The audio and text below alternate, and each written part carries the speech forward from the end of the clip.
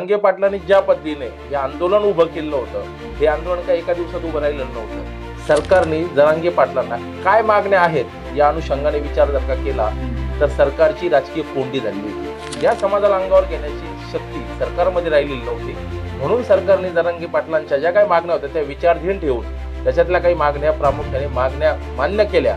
त्याच्यातली जर का मागणी पहिली जर का बघितलं तर शिंदे समितीची आपण स्थापना जर का बघितली तर त्या शिंदे समितीची स्थापना झाली. नमस्कार मित्रांनो, मी डॉक्टर महेश. आपण बघत आहात गोष्ट छोटी पण डोंगरा एवढी. आणि अर्थात सध्या सगळीकडे निवडणुकांचं वारं आहे, परंतु या वाऱ्यामध्ये सुद्धा पुन्हा एकदा नव्याने वणवा पेटलाय. आणि तो याकरता की काही मनोज जरांगे पाटील यांचे खंदे समर्थक आपण ज्याला म्हणू शकतो, मनोज जरांगे पाटलांच्या आंदोलनामध्ये जे अगदी प्रामुख्याने सहभागी होते असे लोक आपण म्हणू शकतो. या लोकांपैकी काहींनी सध्या मनोज जरांगे पाटील यांच्याच विरुद्ध दंड थोपटलंय की काय अशी परिस्थिती निर्माण झाली आहे. मागील काही दिवसांमध्ये काही व्हिडिओ व्हायरल होत आहेत आणि त्यामध्ये जरांगे पाटलांना काही प्रश्न विचारताना आपल्याला काही मंडळी दिसते आणि त्यामध्ये प्रामुख्याने नाव येतंय सुनील कोटकर यांचं आणि अजून काही मंडळी आहे या लोकांचं. अर्थात आपल्याला याच विषयावरती आजच्या या व्हिडिओमध्ये चर्चा करायची आहे.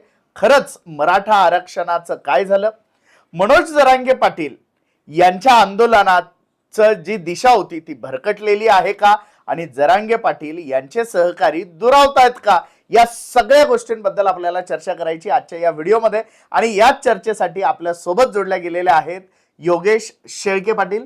आणि योगेश शेळके यांचा इतिहास खरं तर असा आहे, गेली अनेक वर्ष मराठा समाजासाठी रस्त्यावरची लढाई लढणारा एक आंदोलक, याच लढाईतून या संघर्षातून तयार झालेला एक अभ्यासक अशी आपल्याला यांची ओळख करता येईल. तर नमस्कार योगेश दादा, आपण आज गोष्ट छोटी डोंगरा एवढी सोबत जोडल्या गेलात.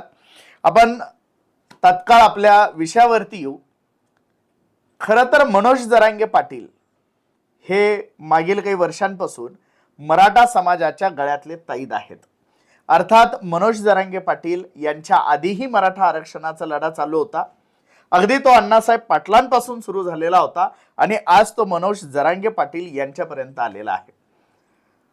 करोडो लोकांच्या सभा ज्या कुणालाही जमल्या नाही त्या सभा मनोज जरांगे पाटील यांनी घेऊन दाखवल्या. अगदी साऊथमध्ये एखाद्या हिरोनी पक्षाची स्थापना केल्यावर जो प्रतिसाद, महाभयंकर प्रतिसाद आपण ज्याला म्हणू शकतो, आणि एकही रुपया खर्च न करता असा प्रतिसाद मनोज जरांगे पाटील यांना मिळाला. सरकार मनोज जरांगे पाटील यांना घाबरलं. या सगळ्या गोष्टी आपण बघितल्या, परंतु या सगळ्या गोष्टींमधून खरंच मराठा समाजाला काय मिळालं हा आमचा थेट प्रश्न आहे. नमस्कार सर्व श्रोत्यांना, जय जिजाऊ. मी योगेश शेळके धामुरीकर. सरांनी ज्या पद्धतीने विचारलंय, सर खरं तर समाजाला हा लढायचा जो इतिहास आहे तो 40 वर्षाचा संघर्ष आहे. अनेक युद्ध याच्यामध्ये वीरमरण गेलेत, परंतु लढा काही पूर्ण झाला नाही, तो दरवेळेस अपूर्ण राहिला. याला कारण असं होतं की राजकीय इच्छाशक्ती नेहमी ज्या सत्ता या राजकारणाच्या धारतीर्थेवर मुख्यमंत्री म्हणून किंवा सरकार स्थापनेमध्ये आल्यात, यांनी नेहमीच समाजाला गृहीत धरलेलं होतं. परंतु जरांगे पाटलांच्या माध्यमातून ज्या पद्धतीने 1 सप्टेंबर 2023ला उपोषण चालू असताना सरकारच्या वतीने लाठीचार्ज होतो आणि आमच्या आई बहिणींचं रक्त सांडलं जातं, त्या ठिकाणी समाज भावनिक झाला आणि समाजाचा भावनिकतेचा उद्रेक सगळ्यांनी जगाने बघितलेला आहे. परंतु सरकारला ज्यावेळेस लक्षात आलं की ही ग्रामीण भागातली जनता ज्यावेळेस त्यांच्या मायमावल्यावर ज्यावेळेस हमला होतो किंवा हल्ला होतो, त्यांचं रक्त सांडतं, त्यावेळेस ही लोक सत्ता पलटवू शकतात. आणि सरकार कशाला घाबरतं? सरकार गर्दीला घाबरतं. ती गर्दी एका विचाराने प्रेरित झाली होती, तो विचार होता संघर्षाचा. त्या संघर्षाला इतिहासही होता आणि तो इतिहास सर्वांना ज्ञात असताना सुद्धा जरांगे पाटलांनी ज्या पद्धतीने हे आंदोलन उभं केलं होतं, हे आंदोलन काही एका दिवसात उभं राहिलेलं नव्हतं. याला गोद्या पट्ट्यामध्ये 125 गावांमध्ये सातत्याने आरक्षणाची जी काही चळवळ उभी केली होती त्याचा एक मोठा इतिहास होता. आणि सरकार त्या गर्दीला, त्या विचाराला घाबरलं आणि सरकारने जरांगे पाटलांना काय मागण्या आहेत या अनुषंगाने विचार जर का केला तर सरकारची राजकीय कोंडी झाली होती. मराठ्यांना आरक्षण द्यावा तो ओबीसी अंगावर येतो, मराठ्यांना आरक्षण नाही द्यावा तर जो बहुसंख्येने जो राज्य सत्तेमध्ये किंवा ग्रामीण भागामध्ये ज्याचं प्रबळ ताकद आहे या समाजाला अंगावर घेण्याची शक्ती सरकारमध्ये राहिलेली नव्हती. म्हणून सरकारने जरांगे पाटलांच्या ज्या काही मागण्या होत्या त्या विचाराधीन ठेवून त्याच्यातल्या काही मागण्या प्रामुख्याने मागण्या मान्य केल्या. त्याच्यातली जर का मागणी पहिली जर का बघितलं तर शिंदे समितीची आपण स्थापना जर का बघितली तर त्या शिंदे समितीची स्थापना झाली. या शिंदे समितीच्या माध्यमातून जरांगे पाटलांनी जे आंदोलन उभं केलं होतं, आत्तापर्यंत जेवढे काही अभ्यासक किंवा जेवढे काही आंदोलन किंवा कोणत्याही संघटनेने जो संघर्ष पेटलेला होता त्या संघर्षाला वणव्यात ज्या पद्धतीने आपण सुरुवातीला बोललात तो वणवा पेटलेला होता. पण त्या वणव्यातून जो काही ज्योत होती प्रकाशाची ती आरक्षणाच्या माध्यमातून नोंदीच्या माध्यमातून जरांगे पाटलांच्या नेतृत्वात मिळाली. आणि जवळपास आत्ताचा जर का आपण कालचा 11 डिसेंबरचा जर का बघितला तर 53,000 नोंदी मराठवाड्यामध्ये नव्याने सापडलेल्या आहेत. नव्या तर महाराष्ट्रात सुद्धा काही नोंदी नव्याने सापडत आहेत. आणि हे खूप मोठं यश जरांगे पाटलांच्या आंदोलनातून समाजाला मिळालं आहे. आरक्षणाच्या नंतर काय मिळालं तर जो समाज एकामेकाला बघितल्यानंतर रामराम सुद्धा घालण्यासाठी ज्यावेळेस टाळत होता तो समाज आज गळा भेटी घेतोय. वाद मिटलेत गावागावातले. समाज एकत्र येऊ शकतो हा इतिहास जरांगे पाटलांना इतिहासातही करून दाखवलं, भविष्यातही करून दाखवलं आणि वर्तमानातही ते दिसतात.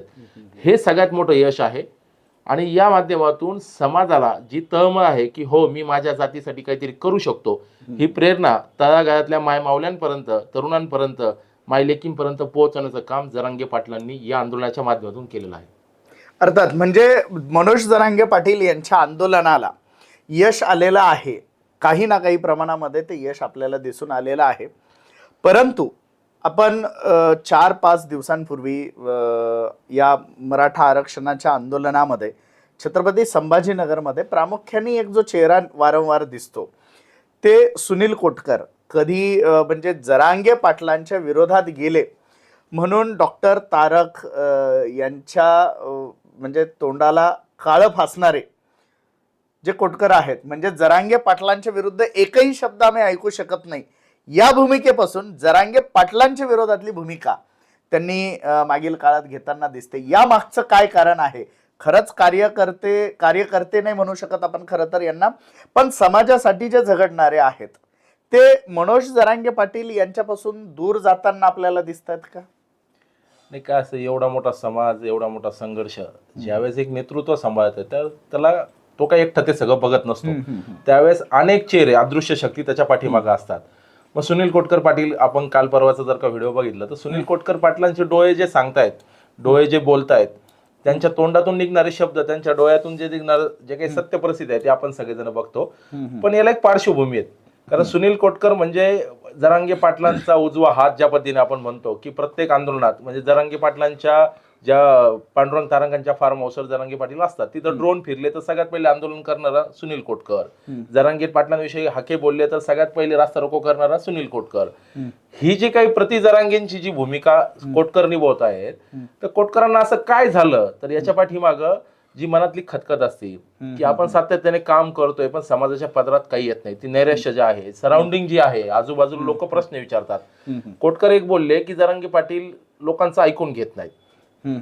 तर का ऐकून घेत नाहीत, कोणाचं ऐकून घेतलं पाहिजे? जर का 6 कोटी समाज आज जरांगे पाटलांचं नेतृत्व मान्य करते, मग 6 कोटी लोक जरांगे पाटलांना जाऊन सांगत असतील तर ते खरंच त्या माणसाची माणूस म्हणून जर का आपण विचार केला तर ती जेवढी क्षमता असती का तर नसते. तिथं असलेली सगळी बाकीची मंडळी, प्रत्येकाला भेटण्याची परिस्थिती असते, फोटो काढायचा असतो, मग या सगळ्या पद्धतीमध्ये त्या नेतृत्वाची काय घुसमट होती. मग हे आजूबाजूचे लोक ज्यावेळेस म्हणतात की जरांगे पाटलांच्या मी फार जवळच्या किंवा ते दिसतं समाजाला, त्यावेळेस त्यांचा कोणीतरी जवळचा कार्यकर्ता म्हणतो की मला जरांगे पाटलांना हे बोलायचंय ते बोलायचं, आणि ते पूर्ण ज्यावेळेस होत नाही ना त्यावेळेस मग बाजूची जी लोक असतात ज्याला आपण थोडक्यात साईड हिरो म्हणू, तर त्यांची सुद्धा घुसमट होती की यार आपण इतके जवळचे असून सुद्धा हे भेटत नाहीत. आणि गेल्या 2 वर्षामध्ये जे आंदोलन उभं राहिलं सुरुवातीच्या 6 महिन्यामध्ये जर का बघितलं तर यश मिळत होतं, पण सप्टेंबर पासून जे यश मिळत होतं त्याला ब्रेक कुठं लागला माहितीये का की 26 जानेवारीला आपण वाशीच्या वेशीवर होतो. आपली मागणी मुळात होती की मराठ्यांना ओबीसी मध्ये सरसकट आरक्षण द्या. आपली मागणी नंतर झाली ज्यावेळेस शिंदे समिती आली त्याच्यानंतर आपला मराठवाडा आरक्षणाचा प्रश्न होता. मराठवाड्याच्या आरक्षणाच्या प्रश्नाच्या अनुषंगाने नोंदी सापडल्या गेल्या, पण एकच महिन्यात 17-18 ऑक्टोबरला जरांगेंनी ती जी काही शिंदे समितीचं जे कार्यक्षेत्र होतं ते मराठवाड्याच्या ऐवजी महाराष्ट्र केलं. मग ही काय नेमकं चाललंय बाबा? यावेळेस जी घुसमट होती काही अभ्यासात त्याच्यावर बोलायला लागले की पहिले एक टप्पा आपण पार करूयात. जसं जरांगे पाटील आता म्हणतात की टप्प्याटप्प्यात जाऊया, 40 वर्षाचा संघर्ष आहे, एकदा होणार नाही. तसंच अभ्यासकांचं त्या काळात म्हणणं होतं की टप्प्याटप्प्यात जाऊयात, पण जरांगे पाटलांनी महाराष्ट्राचं जे कार्यक्षेत्र वाढवलं आणि संघर्ष योद्धा नावाची पदवी त्यांना महाराष्ट्राने दिली, कारण ते सगळ्या महाराष्ट्राचा विषय घेत होते. परंतु कोटकरांनी जी आता भूमिका घेतली त्याच्या पाठीमागची पार्श्वभूमी अशी आहे की कोटकरांना जी घुसमटमध्ये झाली किंवा समाजाच्या हातात काहीच नाही, गोलमेज परिषद जी झाली आणि तिथूनच कोटकरांचा यू टर्न पडलाय. कारण संभाजीनगरला जी गोलमेज परिषद झाली तिथं महाराष्ट्रातले टॉपचे अभ्यासक आले होते. मग त्याच्यामध्ये डॉक्टर राजेंद्र कोंडारे, डॉक्टर शिवानंद भानुसे, लाखे पाटील असतील, किशोर चव्हाणांचा जो मराठवाड्या आरक्षणाचा प्रश्न होता, किशोर भाऊ चव्हाण असतील, त्याच्यानंतर राजेंद्र दाटे पाटील असतील, या लोकांचा खरा प्रश्न होता. यांनी याच्यामध्ये शोध मोहीम घेतलेली होती. आणि मग ही सगळी लोक तिथं ज्यावेळेस बोलली तर ते कोटकर पाटलांना फील झालं की यार हो खरंच काही भेटलं नाही. जसं वाशीच्या वेशीवर सगळे सोयऱ्याचा अध्यादेश आला आणि त्याला दुसऱ्याच मिनिटाला सगळ्यांनी विरोध केला. हे कोटकर सगळे बघत होते, कारण की सुनील कोटकर हे जरांगे पाटलांचे उजव्या हाताला असायचे, डाव्या हाताला बद्री खरात असतात, पांडुरंग तारक पाठीशी असतात. या सगळ्या मंडळीमध्ये पांडुरंग तारक आणि बद्री तारक ही लोक चळवळीतून आलेली लोक नाहीत, ही जरांगेंची सहकारी आहेत, ही परिवारातली लोक आहेत. पण कोटकर 25 वर्षापासून छावाच्या माध्यमातून, शिवक्रांती माध्यमातून किंवा झुंजारच्या माध्यमातून काम करतात. तर समाज त्यांना प्रश्न विचारतात की तुम्ही ज्या पद्धतीने हम सब जरांगेचा घोषणा देतात, मग आपल्या पदरात काय?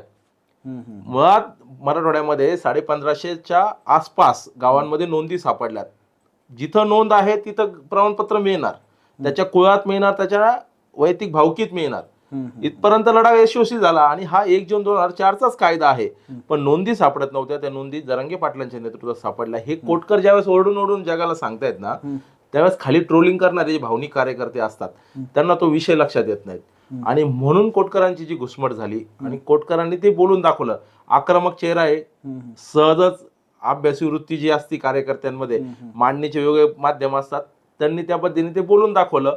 बोलण्याच्या ओघामध्ये काही गोष्टी त्यांच्याकडून कदाचित निघून गेल्या पण असतील, तर ती वस्तुस्थिती आणि सत्य परिस्थिती त्यांना माहितीत, कारण की ते जरांगेंच्या सावलीसारखे जरांगेंसोबत होते. त्याच्यामुळं कदाचित त्यांना ज्या काही गोष्टी बोलायच्या नव्हत्यात पण त्या बोलायच्या ओघात ते बोलून गेलेत. आणि सत्य परिस्थिती किंवा विरुद्ध परिस्थिती याच्यामध्ये संघर्ष पेटलेला आहे. त्या संघर्षातूनच हा वनवा पेटला आणि कोटकर आज महाराष्ट्रात ट्रोल होत आहेत. पण वस्तुस्थिती फार वेगळी आहे. समाजाला ती कळते पण समाज बोलत नाही. बरं, एकूण हैदराबाद गॅझेट लागू केल्याच्या GR नंतर जे मनोज जरांगे पाटील असतील किंवा अवघा मराठा समाज असेल, यांनी एक आनंद व्यक्त केला की आपल्याला आरक्षण भेटलंय. OBC लोकांनीही फार थैथयाट केला. त्याच्यामध्ये लक्ष्मण हाके असतील, छगन भुजबळ असतील आणि इतर लोक असतील, इतर मंडळी असतील, ते मंगेश ससाने वगैरे, या लोकांनी फार थैथयाट केला. मग या GR नंतर महाराष्ट्रामध्ये किती मराठा समाजाला हैदराबाद गॅझेटनुसार, खरं तर हैदराबाद गॅझेट लागू केला असा हा GR असू शकत नाही, हे आम्ही त्यावेळी वारंवार मांडलेला आहे. त्याचा अभ्यासपूर्ण व्हिडिओ आपल्या चॅनलवरती बरेचसे आहेत. परंतु तरी आपण त्याला तसंच बोलूया, कारण तिथे तसं लिहिलेलं आहे. हैदराबाद गॅझेट लागू केल्यानंतर किती मराठा लोकांना कुणबी प्रमाणपत्र मिळाली, याची काय आकडेवारी? 2 सप्टेंबरला हा GR आला. मी आपल्या प्रेक्षकांना, श्रोतांना, समाजाला विनंती करतो की हैदराबाद गॅझेट लागू झालं असं सरकार सांगत नाही. हे विरोधक आणि आंदोलक हे दोन्ही सांगतात की हैदराबाद गॅझेट लागू झालं. मुळात हैदराबाद गॅझेट काय आहे हे कोणाला समजत नाही. अभ्यासकांमध्ये पण वेगळी मतं आहेत. पण मी एकच शब्द सांगतो, हैदराबाद गॅझेटमध्ये भौगोलिक परिस्थिती, त्या काळातली जीवन माध्यमाची परिस्थिती, त्या काळातल्या शेती, नद्या वगैरे या सगळ्यांचं नोंद असलेले ते गॅझेट आहेत. त्याच्यामध्ये जातीय जनगणना आहे, त्यामध्ये जातीय उल्लेख आहेत, पण तिथं व्यक्तिगत किंवा समूहगत असा कुठेही उल्लेख नाही. पण त्याच्यामध्ये एक शब्द प्रामुख्याने येतो, मराठा वाज कुणबी, कुणबी वाज मराठा, हा शब्द येतो. आणि मुळात आजचे मराठे हे पूर्वीचे कुणबी होते, कारण मराठा हा प्रांतवाचक शब्द आहे. परंतु सुप्रीम कोर्टाच्या जजमेंटमुळे मराठा आणि कुणबी ह्या 2 वेगवेगळ्या जाती झालेल्या आहेत. हे आपल्या समाजाला समजत नाहीत. मराठा आणि कुणबीमध्ये रोटीबेटी व्यवहार होतो, हे जरी खरं असलं, गायकवाड आयोगाला आपण असे असंख्य पुरावे त्या काळात दिलेले होते. परंतु आजची जी परिस्थिती आहे की हैदराबाद गॅझेट लागू झाल्यानंतर, कारण की आपले दादा मनोज दादा जरांगे म्हणतात की हैदराबाद गॅझेट लागू झालं आणि सरकार सेम डेला, मुख्यमंत्री म्हणतात की ज्याच्या नोंदी असतील त्यांनाच आम्ही प्रमाणपत्र देऊ. आणि त्याच अनुषंगाने मराठवाड्यामध्ये 11 डिसेंबर पर्यंत 594 अर्ज हैदराबाद गॅजेटचा GR आल्यानंतर दाखल झाले होते आणि त्याच्यानंतर 98 प्रमाणपत्र आतापर्यंत मराठा समाजाला मिळालेत आणि तिथंच आपली दिशाभूल होती. फक्त 98. फक्त 98 मिळालेत.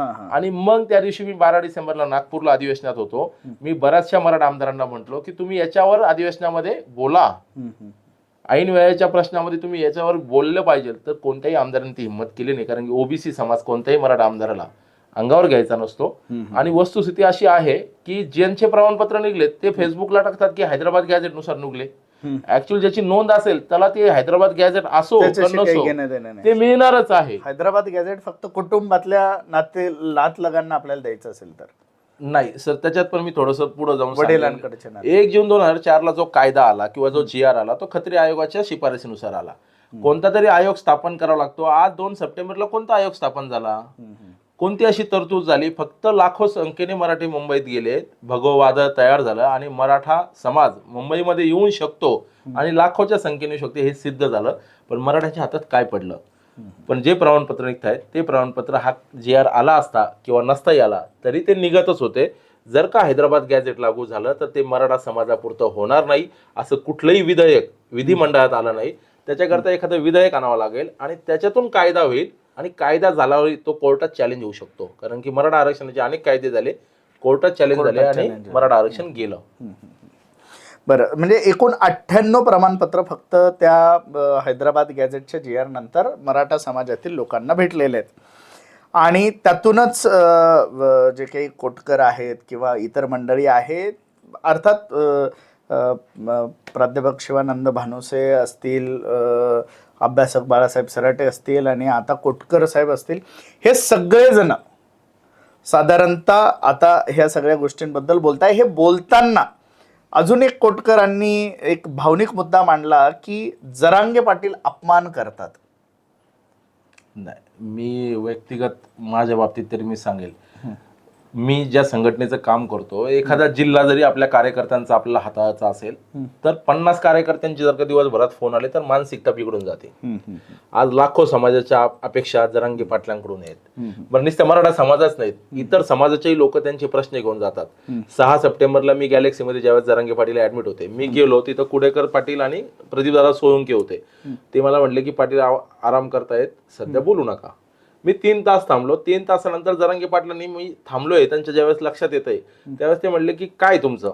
माझ्या हातात कागद बघितल्यानंतर ते म्हटले की तुम्ही पण अभ्यासक झालेत का? म्हणलं मी ऍक्च्युली रस्त्यावर आंदोलन की तुम्हाला माहिती आहे आपण सहकारी आहोत, पण मला जे कळतं मी तुम्हाला सांगतो. मी ज्यावेळेस सांगायला लागलो तर ते म्हणायला लागले की होय मला माहिती आहे, मला माहिती आहे. मग मी त्यांना म्हणलो की प्रशासकीय यंत्रणेमध्ये जे काही शब्दांचा खेळ चालतो तो शब्दांचा खेळ तुम्ही समजून घ्या. आणि ज्यावेळेस आपण बोलतो ना तर समोरच्याला त्याची ग्रॅव्हिटी समजली पाहिजे. त्या मानसिकतेला जर का ते शब्द क्लिक झाले तर तो ऐकतो. आणि जरांगे पाटील 20 मिनिटं ते समजून घ्यायला लागलेत. याच्यात काय झालंय, मी जाणीवपूर्वक या ठिकाणी उल्लेख करेल की दरवेळेस शिंदे समितीने जो काही कार्य अहवाल दिला आणि त्याच्यानंतर एक नवीन परिपत्रक शासनाने काढलं, मग मराठा कुणबी जात प्रमाणपत्र काढण्याची सुरळीत पद्धत असेल, वंशवाहीच्यासाठी असलेल्या त्रुटी असतील, याच्या बाबतीत परिपत्रक काढले. पण दरवेळेस एक परिपत्रक काढलं की मागचं परिपत्रक मारून टाकायचे, म्हणजे ते संपून जायचं. तर मी ते पाटलांना लक्षात आणून दिलं. 25 जानेवारी 2025 एक GR आहे वंशवाद समितीच्या अनुषंगाने, त्याच्या शपथपत्राच्या आधारे तुम्हाला ते तुमची वंशवाद सिद्ध करता येत होती, म्हणजे ते सोपं होतं. पण 2 सप्टेंबरच्या GRच्या अनुषंगाने ते सगळं मारलं गेलं हे त्यांच्या ज्यावेळेस लक्षात आणून दिलं. मग त्याच्यात काय केलं पाहिजे ते म्हटले की तुम्ही शिंदे समितीला सांगा. मी म्हणलं पाटील शिंदे समिती ऑथेंटिक नाही, ती कोतवाली काम करते. आमच्या ग्रामीण भागात एक शब्द आहे की ज्याला कागदपत्र उचकायचे असतं तो कोतवाली काम करतो. ही ढोबळ संकल्पना आहे आणि शिंदे समितीकडे मांडा. मी विखे समिती ही घटनात्मक समिती आहे. मराठा समाजाच्या उद्धारासाठी किंवा आरक्षणासाठी विखे पाटील समिती आपण त्यांच्याकडे मागणी केली पाहिजे आणि GR मध्ये बदल करून देतो म्हणून विखे पाटलांनी शब्द दिलेला होता. या सगळ्या पार्श्वभूमीवर जरांगे पाटलांनी 20 मिनिटं ज्यावेळेस चर्चा केली त्यावेळेस त्यांच्या लक्षात आलं की याच्यात काहीतरी प्रॉब्लेम आहे. तर त्यांनी मला सांगितलं तुम्ही मीडिया समोर बोला. म्हणलं आम्ही मीडिया समोर जाणारे कार्यकर्ते नाहीत. पण 14 सप्टेंबरला ज्यावेळेस आम्ही आणि जरांगे पाटील आणि अजून 2-3 जण आम्ही ज्यावेळेस अंतरावलीत बसलो आणि त्यावेळेस ही जेव्हा खुली चर्चा झाली त्यावेळेस विखे पाटलांना त्यांनी फोन केला की याच्यात काहीच नाहीये. मग जरांगे पाटील ऐकून घेत नाही का? तर ऐकून घेतात, पण त्यांना त्यांच्या भाषेमध्ये सांगावं लागतं. अभ्यासाचा जो काही प्रभाव असतो अभ्यासकांचा, त्यांची ती कायदेशीर किचकट भाषा असते आणि जरांगे पाटलांची त्यावेळेस चिडचिड होती. आणि मग त्यावेळेस ते आपण जसं आपल्या घरामध्ये एखादं म्हणतो की शांत बैस, तर तसं ते एखादं बोलल्या जातात आणि ते समोरच्याला अपमानजनक वाटतं. पण जरांगे पाटलांची मानसिकता आज 2 वर्षभर एखादं आंदोलन टिकून ठेवणं हे एखाद्या कौशल्याचंच काम असतं. त्यांनी ते टिकून ठेवलेत. चिडचिड होणार आहे, साहजिकच आहेत. अनेक प्रश्न पत्रकार ज्यावेळेस विचारतात त्यावेळेस एखादा प्रश्न असा असतो की तो कन्फ्युजन निर्माण करणं असतो, त्यावेळेस आमची पण चिडचिड होते. पण समाजाला जर का काहीतरी तुम्हाला द्यायचं असेल तर ती चिडचिड सहन करावी लागते. जबाबदारी वाढलेली आहे, नक्कीच जबाबदारी वाढलेली आहे. जरांगे पाटलांची व्याप्ती वाढलेली आहे. आज ते मराठवाड्यापुरते होते, महाराष्ट्रापुरते झाले, आज भारतात जगातून त्यांना संपर्क येतात की तुम्ही इकडे या. काल परवा कोणतरी मला म्हटलं की जरांगे पाटलांना आम्ही शिवजयंतीच्या नंतर दुबईला बोलवतोय. मग तो जागतिक नेता झालेला आहे. त्याच्यामुळे जरांगे पाटलांची चिडचिड होणं साहजिक आहे. पण नेतृत्वाची हीच कसोटी असते, कारण आपण शिवरायांना आदर्श मानतो, बाबासाहेबांना आदर्श मानतो, फुलेंना आदर्श मानतो. नेतृत्वाने सगळं हे जे काही होत असताना आपल्या आजूबाजूची लोक दुखावली जाणार नाही याच्याकरता टीमवर्क असणं खूप महत्वाचं असतं. आणि त्याचा अभाव जरांगे पाटलांच्या या सगळ्या आत्ताच्या प्रक्रियेमध्ये दिसतो. मी मागच्या मुलाखतीत सांगितलं की टीमवर्क का महत्वाचं असतं, त्याच्यावर मी पुढे बोलेलच. पण कदाचित त्या सगळ्या याच्यातून ते काही मनापासून कोणाचा अपमान करत नाहीत, पण बोलताना त्या सगळ्या मानसिकतेमध्ये त्यांच्या कोणते होतही असेल तर त्याचा मला व्यक्तिगत आतापर्यंत अनुभव आला नाही. ज्यांना कोणी आलाय ते बोलतात. या सगळ्या गोष्टींमध्ये हे जेव्हा आंदोलन उभं राहिलं आणि नंतरच्या काळामध्ये जेव्हा हे आंदोलन लांबत गेलं, अर्थात लांबण्यामागे सरकारचे वेगवेगळे डावपेचही त्याला जबाबदार आहे. परंतु बऱ्याचदा लोकांचं एक एक सूर असा असतो जो जाहीररित्या ते कधी बोलत नाही, परंतु आमच्यासारख्यांसोबत जेव्हा पर्सनली लोक बोलतात तेव्हा एक गोष्ट वारंवार समोर येते की समाजाचा खूप वेळ आणि पैसा वाया गेलेला आहे या आंदोलनामध्ये आणि आता हे आंदोलन कुठेतरी थांबलं पाहिजे. अशा प्रकारच्या चर्चा लोकांमध्ये आम्ही ऐकत असतो. वेगवेगळे जे मराठा आरक्षणाच्या आंदोलनात सहभागी होतात त्या लोकांकडून आम्ही हे ऐकत असतो. तर खरंच मराठा समाजाचा पैसा आणि वेळ वाया गेला या आंदोलनामध्ये? या आंदोलनाचा कुठलाही फायदा नाही आणि वेळ आणि पैसा समाजाचा गेला, ही टीका योग्य आहे का या आंदोलनावर? समाजाचा संघर्षाचा 40 वर्षाचा इतिहास सगळ्या समाजातल्या लोकांना माहिती आहे. परंतु खरी परिस्थिती जर का समजून घेतली, कारण की खरं बोलत नाहीत, कोणीतरी कोणासाठी बोलतं, हे आतापर्यंत मी माझ्या आंदोलनाच्या काळामध्ये बघितलं. आणि 2 सप्टेंबर नंतर की आता आपल्याला हे कळत असेल तर आपण बोललं पाहिजे, म्हणून ही भूमिका घेऊन आता आम्ही सगळ्या टीव्ही चॅनल असतील किंवा तुमच्यासारखे सगळे चॅनल्स असतील यांच्यावर जाऊन बोलतोय. समाजाचा जर का लढा नसता तर समाज त्याच्यात उतरलाच नसता. पैशाचा जर का समाजाने विचार केला असता समाज दोनदा मुंबईला गेलाच नसता. किंवा आंतरवलीला जरांगे पाटलांनी आता 25 जानेवारीला पुन्हा मीटिंग बोलवली असं काल परवा मी फेसबुकला बघितलं. तर समाज जात नाही का? तर समाज जातो. आणि सगळा समाज आंदोलनात उतरतो का? तर नाही उतरत. मग जरांगे पाटलांनी काय सांगितलं की बाबा मुंबईला जर का जायचं असेल तर तुमच्या आया बहिणी तुम्ही घरी ठेवा. घरात एखादा ढोरं विरं जनावरांचं पाणी करणारा माणूस, एखादा गडी माणूस घरी ठेवा. आणि ज्यांचा घरी काम नाहीये अशी लोक तुम्ही तिथे या. त्याच्यामुळे समाजाचा पैसा गेला वाया, हे जे कोणी टीका टिप्पणी करतात, तर एखादा संघर्ष करायचा असेल किंवा एखादं युद्ध लढायचं असेल तर त्याची पूर्वतयारी करावी लागते. शिवरायांच्या काळातही जर का बघितलं तर 6 महिने शेती काम करायचे आणि 6 महिने स्वारीवर जायचे. जरांगे पाटील सातत्याने आंदोलन करतायत का? तर हो करतायत. पण जरांगे पाटील समाजाला घेऊन आंदोलन करत नाहीत, ते व्यक्तिगत उपोषण करतात आणि टप्प्याटप्प्याने लोक तिथे येतात. त्याच्यामुळं हा जो कोणी आरोप करतात, आणि खरं तर हा आरोप आहे का, हा वाकण्याजोगा नाहीच आहे. कारण की जर का तुम्हाला एखादी काही गोष्ट मिळवायची असेल त्यासाठी तुम्हाला वेळ द्यावा लागेल, पैसा द्यावा लागेल, कौशल्य द्यावं लागेल. तर हे युद्धामध्ये सगळं काही तुम्हाला करावंच लागतं. त्याच्यामुळे आरक्षण जर का मिळवायचं असेल तर तुम्हाला हा लढा उभा करावाच लागेल. आणि जे कोणी म्हणतात की आता कुठेतरी थांबलं पाहिजे, मग सरकारने देऊन टाकावं, विषय थांबून जाईल ना. बरं, अर्थात मराठा समाजाला सरकार जे सांगतं की आम्ही SC-BCचं आरक्षण दिलेलं आहे आणि त्यामध्ये EWSचं आरक्षण हे मराठा समाजाचं गेलं आणि SC-BCचं आरक्षण मराठा समाजाला मिळालं. तर एक आरोप कोटकरांनी सुद्धा हा केलेला होता की EWS तर गेलं ना जरांगे पाटलांमुळं. तर या आरोपामध्ये किती तथ्य आहे? तर सांगू का, मी ते वाशीच्या वेशीवर 26 जानेवारीला प्रजासत्ताक दिन असतो. एकनाथ शिंदेंनी मनोज जरांगे यांच्या या आंदोलनाला वाशीच्या वेशीवर थांबवण्यात यश मिळवलं आणि तिथं सगळे सोयऱ्याचा अध्यादेश काढून दिला. मग सध्या जर का अध्यादेश निघला होता त्याच्यावर कारवाई होणं अपेक्षित होती, त्याच्यावर एखादं अधिवेशन होणं अपेक्षित होतं. पण 26 जानेवारी निघालेला अध्यादेश 20 फेब्रुवारी येऊन का थांबतो, याच्या पाठीमागं फार मोठं षडयंत्र आहे.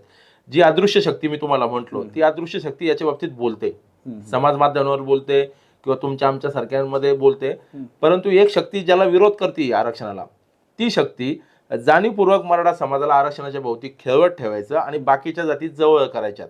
मग मुख्यमंत्री भाषणात म्हणतात की भाजपाचा डीएनए ओबीसी आहे. ही हिंमत कुठून येते? एका ओपन खुल्या प्रवर्गातला ब्राह्मण समाजातला व्यक्ती भाजपचा डीएनए ओबीसी म्हणतो आणि मग मुख्यमंत्री ब्राह्मणांचा कसा? याच्या पाठीमागे जे गोडबोंगाल आहे, त्या राजकीय ज्या काही अपेक्षा आहेत किंवा इच्छाशक्ती आहेत, हे कोणी सराउंडिंग मध्ये बघत नाहीत. वाशीच्या वेशीवर जरी एकनाथ शिंदेनी सगळे सोयऱ्याचा अध्यादेश दिला तर तो कोणी द्यायला लावला? मागणी कोणी करायला लावली? या सगळ्याचं जर का गोडबंगाल बघितलं तर सगळं राजकीय मतामध्ये आहे. हे आपल्या समाजाच्या लक्षात येत नाहीत. आणि मग समाजाला 20 फेब्रुवारीला एक मराठा आरक्षणाचं विधेयक येतं, कुठेही मागणी नाहीये. जरांगेंचीही मागणी नाही, अभ्यासकांची मागणी नाही, समाजाची मागणी नाही. अशा वेळेला अचानक हे विधेयक येतं 20 फेब्रुवारीला आणि तुम्हाला 10% आरक्षण. मग जे नारायण 16% दिलं होतं ते देवेंद्र फडणवीसांनी पुढं नवीन दिलं, ESBC दिलं, आता एसईबीसी देत आहेत. शाश्वत तुम्ही आम्हाला काही देऊ शकत नाहीत. फक्त एकनाथ शिंदेना त्यांची जी काही महत्वाकांक्षा होती, छत्रपती शिवरायांची शपथ घातली होती, ती घेतलेली शपथ पूर्ण करायची आणि समाजाला न्याय द्यायचा. हे काही प्रामुख्याने त्यांनी जो खेळ केला, हा समाजाच्या डोळ्यामध्ये तेल घालण्याचा जो प्रकार केला त्यांनी आणि आग लावून दिली.